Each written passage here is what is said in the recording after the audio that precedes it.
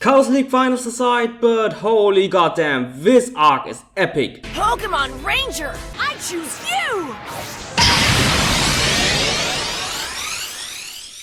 What's up everybody, it's your Pokemon Ranger boy here, and finally, after recovering from the drama of last week's episode, I'm actually really glad to say this again after such a long time. Welcome to another review of the Pokemon X, Y, and Z anime! Today it's getting really depressing and downright apocalyptic with episode 39, Flare Gang attacks the Zygarde at the Prism Tower. And speaking of depressing, I'm again really sorry for not only uploading this review so late, but also for my irregular uploads in general because, well, I'm still on vacation in Vietnam, and no matter if it's relatives or a hotel, the internet still is pretty damn slow. But that little obstacle shouldn't stop me from doing what I love the most, making videos for you guys. Only a huge catastrophe would stop me from doing this, something like the catastrophe in today's episode.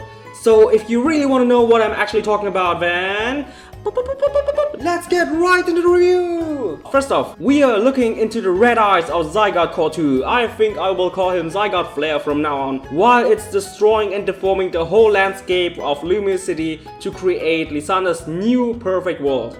Meanwhile, the two participants of the Kalos League Finals, Ash and ALAIN, are trying to save Mayrin, whose location actually is at the core of this apocalyptic scenery, the Prism Tower. And while making their way downtown, Ash tells ALAIN that he knew that Mayrin was there, but didn't want to tell ALAIN since it would have distracted him from their battle. But since Mayrin is such an important person for ALAIN, Ash decided to help him rescuing his companion. And after reuniting with the rest of the XY gang, they'll get informed that all this has been caused by Zygarde, who is standing on top of the Prism Tower. But of course, it's Zygarde Flare, and not our beloved Puni-chan, who is on his way to stop his fellow companion since he doesn't seem to listen to Puni-chan at all, and because of Puni-chan recklessly acting on its own, our youngest crew member Bonnie is worried about her beloved little buddy. So that's why the gang decides to once again parting ways while staying in contact thanks to Clement's latest invention. So while several people like Shota, Tiano's gang, and Carlos Champ Dianta are trying to protect the people of the city, we are witnessing Malva being really confused about the current events, which in my opinion is actually really surprising since I thought that she was involved in that plan as well. But since she doesn't seem to be involved in all of this at all, she decides to talk to Lysandre herself. And while Malva has left the building, Jessie decides to take her place as an anchor woman and is reporting the news all over Kalos from now on. Ash and ALAIN won't have the time to listen to Jessie for now, since they are trying to rescue Mayrin from the evil Zygarde roots, which seem to increase in numbers and size no matter how much you cut them down with Pikachu or Charizard. Suddenly,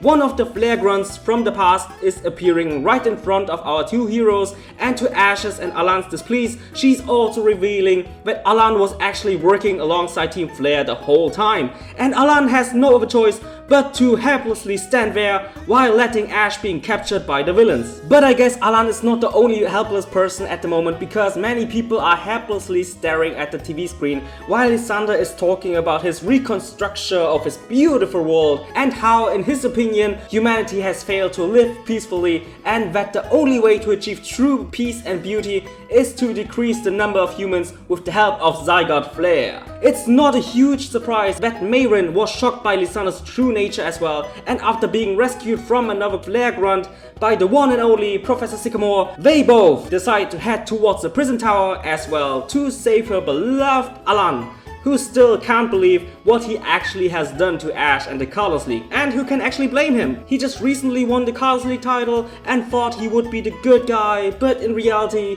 he was actually helping out the villains. Well, maybe Lysandre will clear things up and convince him that ALAIN's actions were actually good. Shit happens, my boy, since instead of that, Lysandre just confirms ALAIN's worries by telling him that he indeed has helped out Lysandre's evil plan by collecting Mega Evolution energy and therefore fucking everything up. Furthermore, he also tells him that the only way to achieve peace is to use Zygarde to destroy the current world and decrease humanity, and of course, ALAIN would be downright crazy if he would agree with that idea. And speaking of crazy, I think you would be called crazy yourself if you even try to confront that big red monster. Sorry, I mean this big red monster. So I guess you can call Puni-chan crazy from now on. because he's not only trying to confront his former companion, but he's also clashing with Zygarde Flare while being in its 15% form, and I think we all know how this ended up.